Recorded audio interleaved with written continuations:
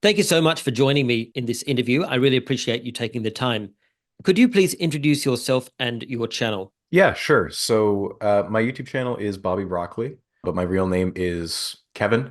I'm a Canadian YouTuber who covers mainly science topics. They're typically, you could consider them controversies or scandals, although, not always that, but it leans towards that sort of thing. Basically, when things go wrong in science. My background is I was trained, like I studied physics and engineering. So I don't have a formal background in like journalism or history or anything like that.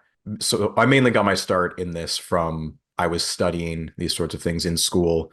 I thought, no one's really doing videos on these. Maybe I just, because I know how to do that science communication sort of thing. I really liked the teaching aspect in school. I already had a YouTube channel by that point. So it was a pretty easy change in what I was doing to just pivot to a completely different type of video.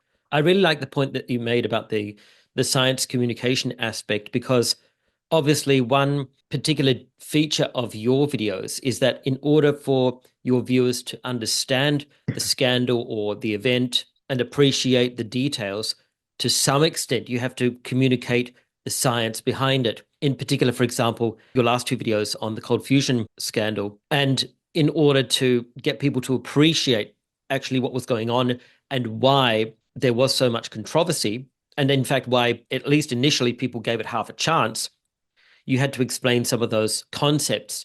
And I thought you did a great job of it. As somebody who actually lived through Pons and Fleischmann scandal at the time, I know that there were some people who were thinking that this was ridiculous on the face of it and wondering, well, we know how nuclear fusion works. You need a hydrogen bomb first, right? But in fact, as you explained, Pons and Fleischmann had observed that some kind of fusion was possible to take place, although obviously at an extremely small scale.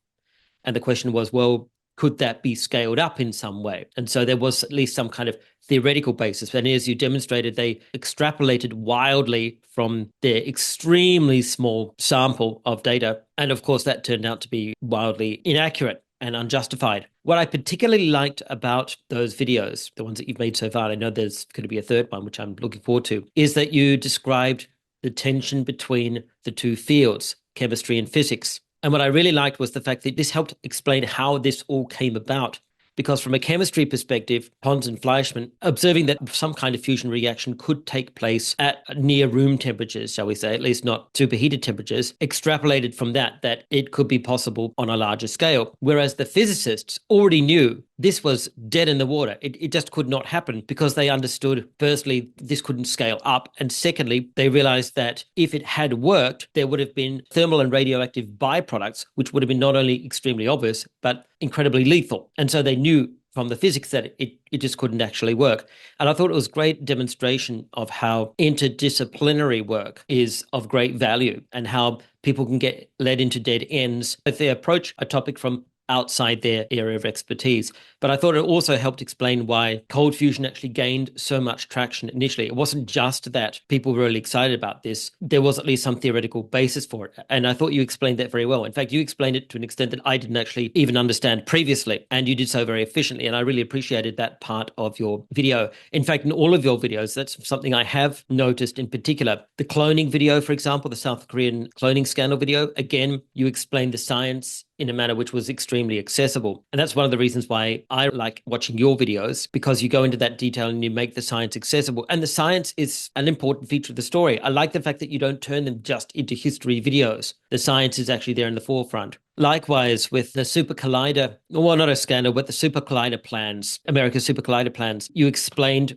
the relevance of these super colliders in a way that I think that a lot of people wouldn't have appreciated previously, and certainly helped me understand, oh, actually, you can't just build these things anywhere. Obviously, there are power requirements, but there are other requirements as well. And then there are zoning issues and other things which are necessary. And obviously, those are important components of the story, but they're linked to the science. So I was very interested to see that you had some kind of science communication background. Where did you pick up that kind of skill? Where did you develop that? It's not like a formal background. I think it's more Right. so I studied engineering. I did a master's in electrical engineering, so I worked as a Mm. teaching assistant Ah, right. Okay. there. I taught the same course 4 times, and I always used to like help my friends in high school study, so I liked explaining these concepts. And I mean, I was already like doing video editing on the side. At that point, I was talking about video games, which a lot of people get their start on YouTube doing that. And then it was a pretty natural switch to, okay, I'll just animate science concepts because it's already what I do for my job at that point. Yeah, and at that point, it was really just the very first video that I did in this format, the documentary format, was on Jan Hendrik Schön, who was a German postdoc who faked a lot of discoveries and was eventually found out. That was something that I was taught in classes. He was brought up by two separate professors because I was working in there was a nanotechnology class. It was like the exact overlap. So the physics, I like know there's never going to be a video where I know the physics or the science better than that one. I kind of started out at a high Right. point. Yep. Yep. It was my exact subfield. So in that case, there was basically no learning I had to do for the science, but all the other things, like I'm not a biologist, I'm not a chemist, I'm not like finance or politics or all these different other areas that I venture into. I'm not an expert at them. So in those cases, I need to rely on a lot more like educational resources to make sure that I have these and I'm not like incorrectly saying certain things. So I mean, in the biology one, talking about cloning, I did take biology in high school. I knew the basics of cloning. I knew how Dolly the sheep was cloned, but I really had to dig deep into like, okay, I don't want to say something slightly incorrect about like stem cells and like this stem cell can turn into this. You can get into the weeds and you do need to know like where to draw the line where you say, okay, I don't need to get into that because I'm risking muddying the details and like potentially being incorrect. These days, I have a research assistant who helps me like proofread some of these scripts. He's not like a an expert in these fields either, but like it's another person that we can go and track down these resources. Or if I'm interviewing people, then they can usually maybe just run by a paragraph I've written and confirm that that's like accurate. So I think I've gone off a little bit of the original question, but basically No, that's that's fine. This is actually how. very useful because you're explaining more broadly the research process and how you identify and synthesize your sources and how you take the time to communicate the science effectively. We'll get in a minute to your research process in detail, but what you're telling me now is very useful in terms of your channel's aim, the way in which you make a great effort to communicate the content effectively. I think that's really important. One aspect of your videos, which is obviously top tier and I would say almost incomparable, is your visuals. Many people comment on your visuals, and for very good reason. They are really extraordinary and they help to narrativize the content in an extremely effective way, while at the same time having a very strong and recognizable aesthetic, which I Mhm. think is probably contributes to a unique branding, which I think is brilliant. Okay, so yeah, I do want to jump in here and clarify because I'm not the originator of this like 3D style. I do get comments that like say like other people who use this sort of style are doing the Bobby Broccoli style, and it's like to be clear, I didn't invent this. The Right, originator was he's a sports writer for I think it's the sports wing of Vox. It's like Secret Base. It's their video channel.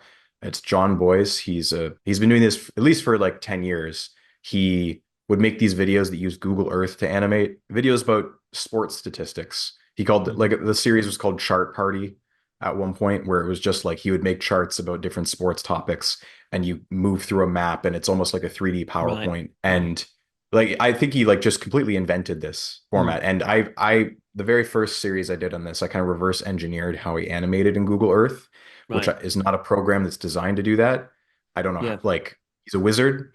Frankly, Yeah. Yeah. that program feels like it's going to explode every time you try to get it to animate like Right. that. So Yep. I took that and moved on to Blender, which is an actual Oh, I animation see. No software. wonder. Right. So there is a Blender can do a lot more, and I've had to Yep. like teach myself different animation techniques. The like I'm doing stuff with lighting and trying to learn more about modeling and all that. Like I can put a picture on a TV and make it move. So I'm trying to like teach myself new animation techniques as I go on. Um, but all of that like is traced back to John Boyce's work, which like he's a very good storyteller. Like I would say that he makes sports videos for people who don't like sports. Mm, mm. Which I've kind of tried to, I think I would like to think I make science videos for people who don't like science, which I see that Yeah, well, comments. I can tell you now that I was just about to say I feel you make science videos for people who don't even know science or don't understand Mhm. science. I mean, I haven't done science since literally year 10 when I basically bombed in advanced science and realized that that was hopeless and dropped my career goal of becoming a chemist and ended up deciding I was going to become a librarian, which worked out a lot better. So yeah, I would, as I said, I think you're a great science communicator, and I would definitely say that your narrative in combination with your extremely strong visual style, as I said, which is not just it's not just flashy, it's not just giving people something to look at. It's the fact that it integrates with the narrative. It's actual genuine visual storytelling. When I was looking at the first few videos of yours and noticing it, I was thinking, I wonder what he's using. Now I use After Effects for my videos, but then of course mine are very simple, little more than slideshows, and I barely use about 10% of the features. I use it because I'm familiar with it and it's very easy to use. And I realized that even though After Effects can do kind of pseudo 3D, what you were doing was definitely real 3D because of the Mhm. scaling in particular and the proportion. So I was wondering what you were using, but of course I couldn't figure out because I don't have that kind of graphics motion graphics background. But yeah, Blender makes a lot of sense now. Mhm. But I still think that's a massive achievement in Blender as well. Yeah, Although Blender is just a phenomenal tool. it is a very, I do have tutorials on my channel where I explain both the Google Earth and the Blender format. So people I've seen I have to imagine that people have seen them because I've seen videos pop up that use the Okay. Blender Yep. style, and I'm like, they surely they must have seen it. Mm, mm. And which totally, like, obviously I was very inspired by another creator, so people are welcome Yep. to Yep. take this and build upon it. I think it's a good way to share information. I think one of the advantages of of this style specifically, and it's something I noticed in John's work, is that Mm. when you have all the visuals on screen all at once, Yep. you're building up a tableau that you can refer back to, Yes. and Yes. it's almost like a study guide, um, Yep. where And your videos uh, do that. They zoom in and out, and that helps contextualize events in the narrative, particularly where you show this timeline and then you're zooming in and then every now and then you zoom back out again. And we can see this event you've just been talking about in the entire context. So get out that context before you zoom into the next one. mhm. This is why I said I think this is really good visual storytelling. I normally listen to YouTube videos rather than watching them because I normally listen to them on my commute or in the background if I'm working. But there are a few YouTube channels whose videos I just enjoy watching, and yours is one of them. Just because the visual storytelling adds so much to the comprehension and helps you keep all these details contextualized. I think it's just super effective. Yeah, there's a lot of planning that goes into the main visual and layout. Like, I draw a lot of sketches and then I try over and over and, like, how can it fit? I always think, like, if I do a full zoom out and I have a rectangular frame, will the whole thing fit in that frame? Mm, yep. Are like details visible when you're zoomed out, that sort of thing. And I always build it around usually one key visual. Either it's a Right. graph or Yes. maybe Yes. it's a calendar, and that's the anchor point. Because I think there's a little bit of, like, in people's head, if you anchor, like, calendar in, like, a geographic space, I feel like it's almost easier to, like, remember events because you're physically moving between the events, or you're, like, moving to a board full of people's pictures. Like, some people comment that it's like they have a hard time paying attention to something for like an hour straight. They're usually watching something Mm, else or like playing a video game while they listen, but people comment that they like the visuals because it feels almost like a little interactive in a way. And yes. I think that's what draws me to the style. That's fantastic. Thanks so much for going into detail about that because I know that's definitely something that a lot of my viewers will be interested in. Your channel is discussed very positively in my Discord server. So, moving on to my next question, can you describe your research method and what quality control measures you take for your videos, particularly when you're investigating a subject on which you don't have, or in which you don't have an academic background or any specialist knowledge? Yeah, sure. So the research is by far the part that takes the longest. And it's the part that is, I mean, you said this earlier, where the research is just not visible to the average viewer. Because if you look at, I mean, I think obviously people look at my animation and it's clear even just from, like, how fancy it looks that like I must have spent hours rendering this, setting everything up. That's very clear, but the research, yeah, it's almost invisible. So I would say it's like several months of research before I sit down and like actually start putting the script together.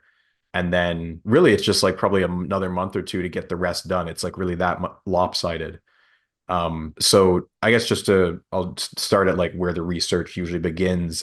When I'm making a video, usually when I'm like editing one, I'm thinking of what the next one will be. So I'm ordering books or maybe like reading some articles on topics that I think might be a potential video idea, but I'm not sure yet. Because usually like there's an idea there, but it's like I don't know what the hook would be. I don't know why anyone would care about this. You really need to think. I do spend a lot of time thinking about like what is the packaging, which like this is the YouTube you kind of need to think of the title and the thumbnail. So like I'll give an example, like my Nortel series, which was about the famous Canadian company that imploded. That one honestly it came pretty like quick to my head. The company that broke Canada. It's very short. It's very clear. Even the thumbnail, like I thought, okay, I'll just have the logo and then I can have like the Canadian flag being split in two. And then my Mhm. thumbnail designer, he even added in like, oh, we can make it look like a stock graph. All of that came together very perfectly. And then I'm like, great, this is a story I know I want to tell, and I have the packaging, and then I can just be I can be as in detail, as in depth as I want because I've already reeled people in. Mhm. So, starting from that point, I knew I wanted to cover Nortel, and I had all these like Nortel is like kind of another subject I knew a lot about because it's a big company from where I'm from. I'm from Ottawa. It's where a lot of the employees were. Every other like friend of my parents worked for Nortel. Many of the coworkers I had when I worked in industry, they worked at Nortel. They were everywhere. So when I was even just starting to write it, I had a bunch of my parents' friends who were like, "Yeah, I'll do a quick interview." So I was like setting those up and just asking what was it like to work there, all that, getting these. I knew that I probably wasn't going to have the interviews in the video itself, but just background, and I was just getting that. And then while I was doing that, I was reading books. It's I usually just search the topic name and then I see what books come up in the search, and then I decide which ones I want to buy. In Nortel's case, there was one on the finances that happened right before or right after its big crash. There was one written by like a former president that was like, what was it like to work in the glory days? Another one that was by an HR exec that was much more negative, one on the criminal trials and stuff like that. And then there was a whole bunch of like articles and like retrospective like PDFs you can find online. I started downloading those. And then I just start crunching through them. Like I just start reading them. And then I have a Word doc. Usually I'm just typing in notes.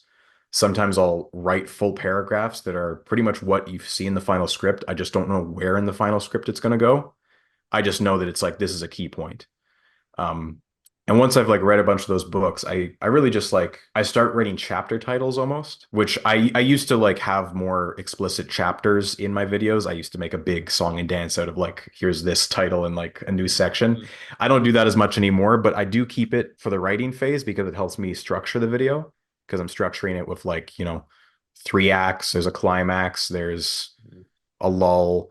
And I often write multi-part series, so I'm trying to figure out where would I break this, like to so that there's like a satisfying cliffhanger, but people don't feel cheated.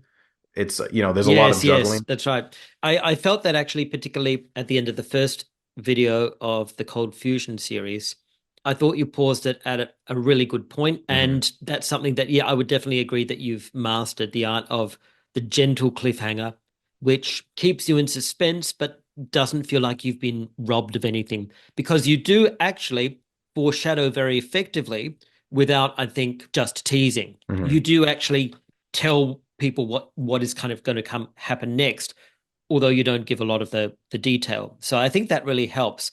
That narrative hook that you've managed to develop there is very effective. In fact, I will say on the Nortel video that you mentioned, that was the one video that I thought I wasn't going to watch because I thought Hmm. that sounds so niche, that's going to be a topic that it's going to be mainly about business and industry and corporate machinations, of which I'm basically ignorant and wouldn't be particularly Hmm. interested in. But what I liked about it was that it wasn't simply a, a question of the statistics, right? but you actually made it into a kind of a human interest or human drama story because of the key figures that you identified and the conflicting loyalties and the power struggles. You actually turned it into a human interest story. And I think that this is something that after I watched that video, I thought, wow, I can't believe I just watched that one. I watched the whole thing. I thought, wow, I was any minute I was expecting, okay, this is going to turn me off because Mhm. I don't know how I'm going to last learning about the history of a telecommunications company which went Mhm. bust. Well, I'm not even interested in that from the outset, but because it was one of your videos, I thought, oh, I've got to give this a go. And yeah, your narrative style, I think, is extremely effective. Your scripting is great. I'm really interested by the fact that you talked about scripting your videos a little bit like a screenplay.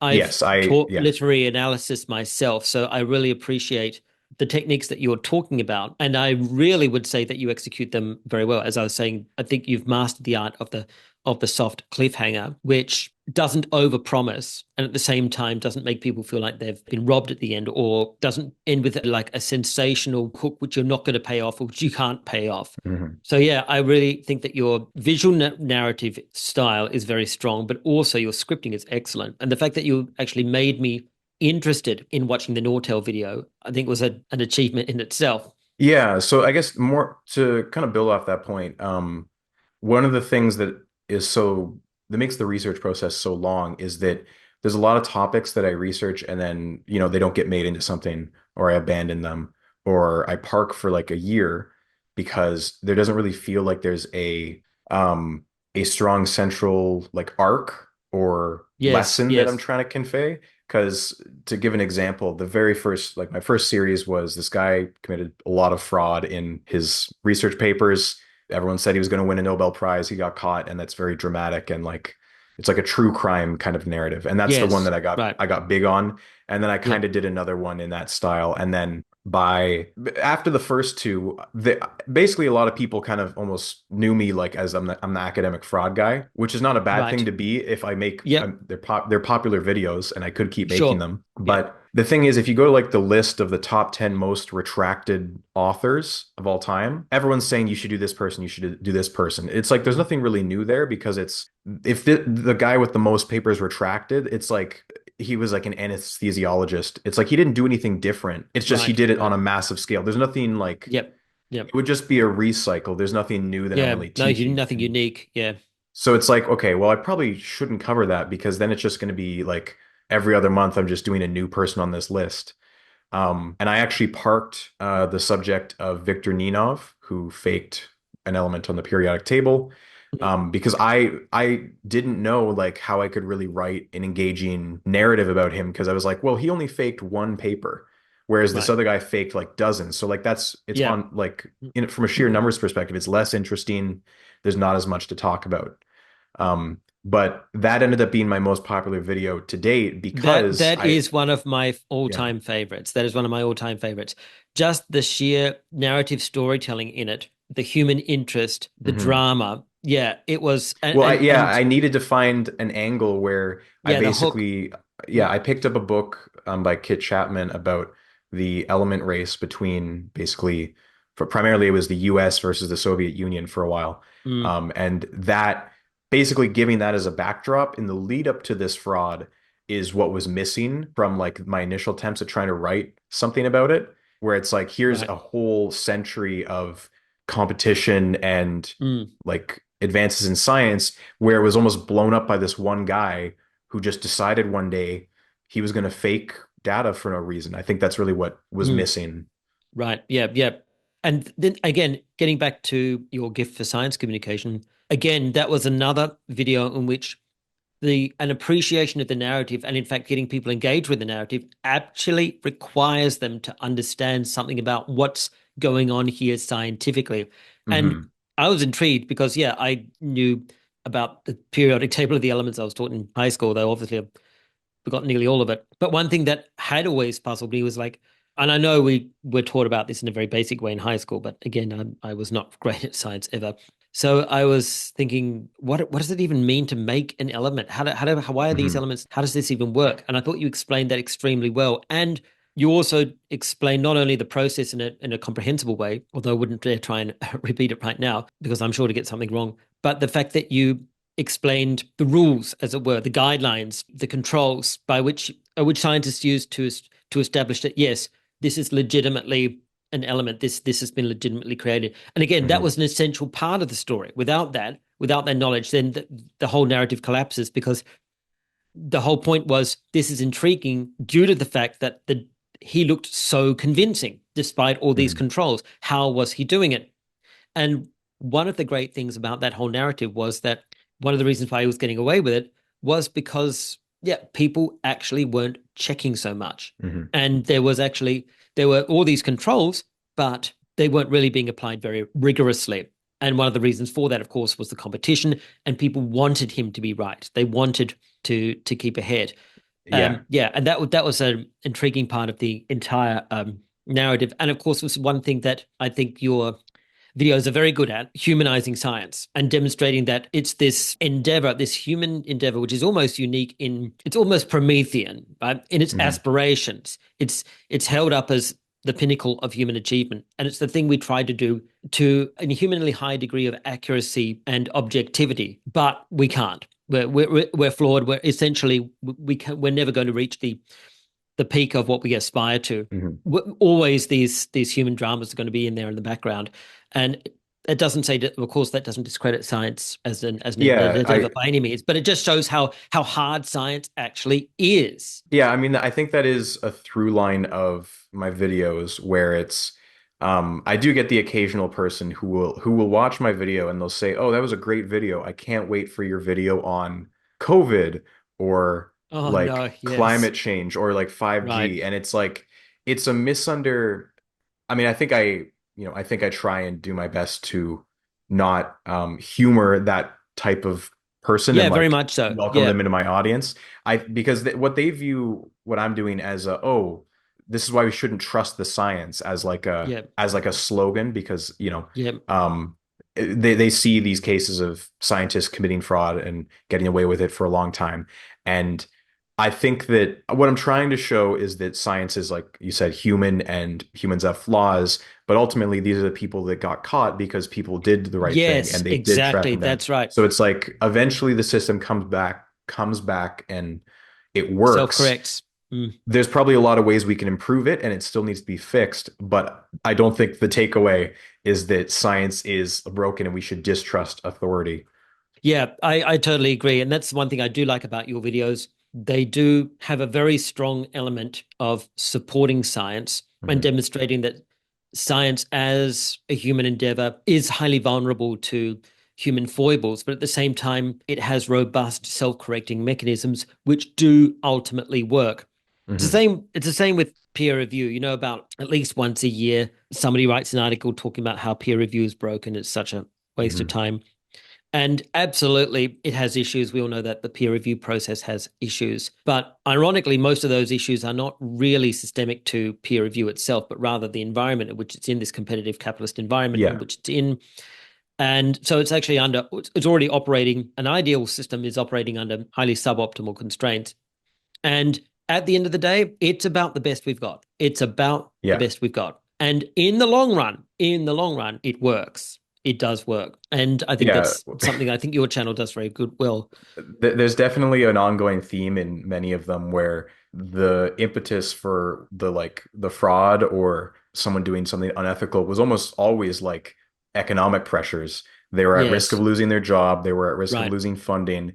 The US was in a recession. It's like all of these factors were the inciting incident. It's Mm. it's a pattern. Yeah, external to the scientific process is the important point there. Yeah. Hmm. And I thought you did that particularly well with the Pons and Fleischmann one that you've done so Hmm. far, because in that case, yes, you showed very clearly, so, I mean, especially the last video. Okay, the last video with those absolutely devastating speeches at the conference, Baltimore Yeah. conference, and you were demonstrating that, yeah, people were giving this a shot. They Hmm. were taking this seriously, and they applied the scientific method and they applied peer review, and well, it did exactly what it's supposed to do. It Hmm. worked. And multiple independent researchers doing their best in good faith to replicate these results were genuinely puzzled as to why they couldn't. But then, as you noted, some of them realized, wait a minute, we just don't even have enough detail here. literally looking at press photographs and calculating the proportions of people's hands to what they're holding and to figure out Mhm. the mass of the object. So yeah, I thought it was a great example of how science does work, the scientific process, the scientific method is valid, peer review is valid as well. And again, as you say, taking a long view of your videos, they have this really strong pro science theme. And yet at the same time, you manage to communicate the science effectively and humanize the scientific process in a way that makes it interesting and engaging. Yeah, by teaching science that is wrong, I'm forcing people to learn about like actual science, which is, Yes. it's the goal. Yeah. And I think that's fantastic and I think it should give people a greater appreciation for science as a human endeavor of investigation and for Mhm. scientists and researchers. I mentioned in our discussion earlier my appreciation for the fact that you cite your sources. This is something that, as you would know, is fairly rare on history YouTube, generally speaking. And you not only cite your sources in a reference list, but you also quote your sources in your videos. And in your videos, you even identify occasionally when those sources conflict, as you definitely Mhm. did in the Pons and Fleischman videos, because there were numerous conflicting witnesses in those videos for very obvious reasons. And I really appreciated in your first Pons and Fleischman video the fact that your reference list was annotated. You added some notes to a couple of the sources, letting readers know which ones were more reliable and which ones had issues. You wrote a note next to one source saying this was the authoritative account of the entire event. And you provide some explanation as to why that was. So people knew that this was the one source they could go to reliably to get the big picture overview with a lot of good detail and rely on it to be accurate. And then you added a note to another source, and I can't remember which one it was. And you noted that this source was very biased and it was highly sympathetic to Pons and Fleischman and should therefore be read with caution. And yet it has some useful information in it which isn't in the other sources. I thought that was excellent practice, and I was inspired by that to think, I should start annotating my own reference lists for that reason, or maybe even just giving the entire reference list, but calling out key reference works at the beginning and saying, okay, here's some annotations on the key reference works that I've used. The ones that if you're not going to read any of the other ones, read these ones, and here are the caveats you should read them with. I thought that was excellent practice, and I was interested in that because reference lists are rare as it is in history YouTube, but annotated reference lists even more so. And I was wondering if you'd brought your citation method and your annotation method over from your academic background. Mhm. Obviously, if you have a master's degree, you're used to writing at an academic standard and you're used to producing formal academic papers with proper citations. I don't know if you have any formal scholarly publications, but obviously you're well able to write at that level. So how obviously you felt that it was important to bring that over into your scripts. So how do you integrate that with your script writing process? Yeah, so it's interesting and kind of ironic because again, I don't have any formal training in journalism or history. Um, I I studied engineering, physics, and electrical engineering in school. And in high school, my worst grade by far was English, and Oh, wow, uh, really? yeah, by far. And I there was a comment I got one time on an essay where my English teacher said, "You write your essays like you're writing a lab report," which is kind of funny now because like for a Right. living, Yeah. I make video essays, documentaries now. So Yeah. bit ironic. So yeah, I would say yeah, I have two like I wrote my master's thesis and I have two publications that I Mhm. wrote. But the thing is the way you reference things in like an engineering paper is so different than like a history text. It's Okay. Yeah. really like because just when you write it, it's so matter of fact. It's like we put this laser into this circuit and we got Right. this out, or it's like I borrowed this design from this paper. Um, and like most of the citations are in the like first paragraph where it's here's everyone that's like tried to do this and here's a list of like 10 different papers. And then you're like, but now here's what I'm gonna do. And it's like that's the extent of the citation. So I definitely like I've been having to learn on the go how to do better like references and citations for these documentaries because like I'm not I didn't know how to do this in school. I didn't learn this type Right. of thing. So I I see. think I've been gradually getting better. And I'm trying to like improve each one I do. Like right now, I have pretty like in depth in the description a list of all the sources. I want to get better about like showing it on screen too, if it's like something specific. Like I'm working on that. Um, the annotation thing, I think I've been doing that for the last couple videos. It's just I think it was just like because it was literally just me writing my thoughts about like what the different sources felt like to read. And I guess it's also like I know some people sometimes like to go out and buy the books after.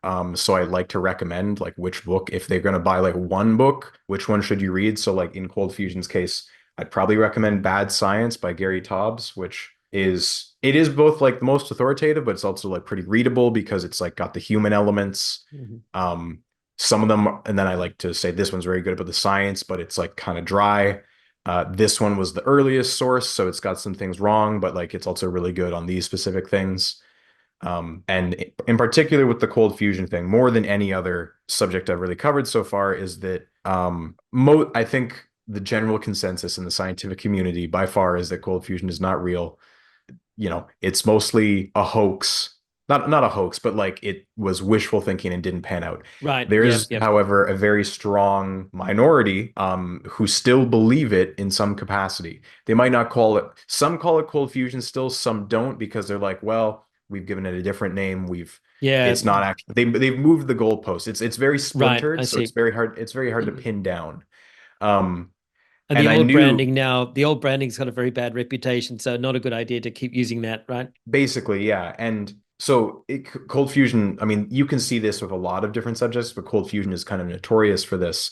The Mm, Wikipedia page for cold fusion is infamous for you cannot edit that page unless you are very high ranking on Wikipedia. It's like mm, locked down because it used to be basically defaced by people who are conspiratorial about cold fusion and mm, all that.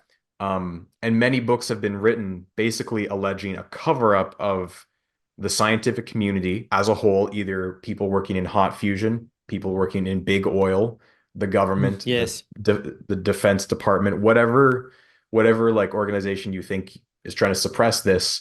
They say like this was a concerted effort to suppress this research, but it's still going on, it's still real. And there's a lot of these like full books have been written that they almost feel like alternate histories where they're recounting the same events, but they're either omitting things, they are drawing like bizarre conclusions.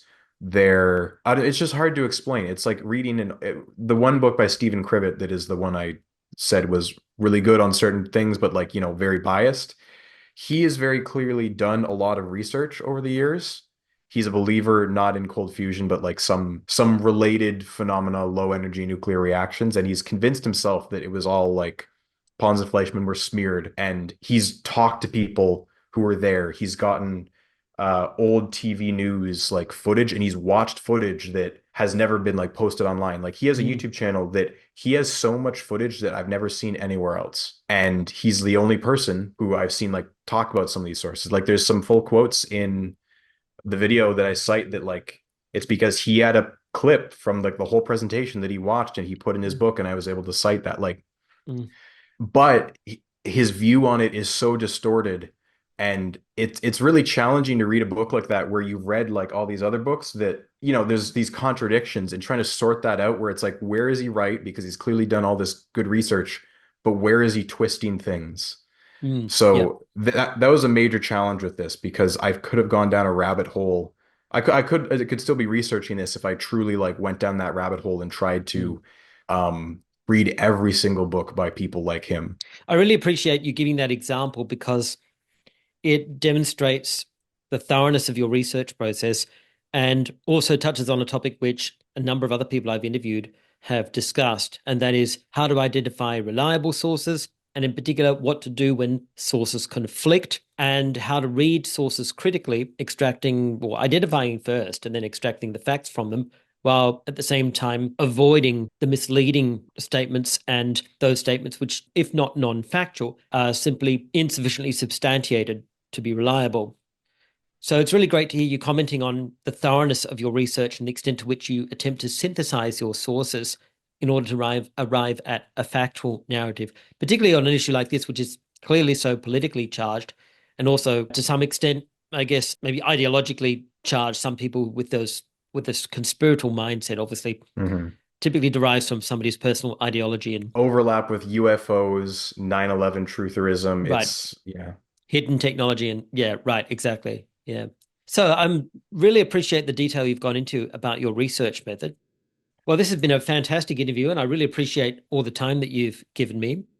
I've learned a lot about your channel, which I didn't know before, which has been really fun. And I'm really glad that you've gone into such an amount of detail about your research process and about the motivation for your channel, and in particular about your visuals. So thank you so much for taking this time. And I look forward to the next episode in your Pons and Fleischmann trilogy. Yeah, thank you. I appreciate you having me on.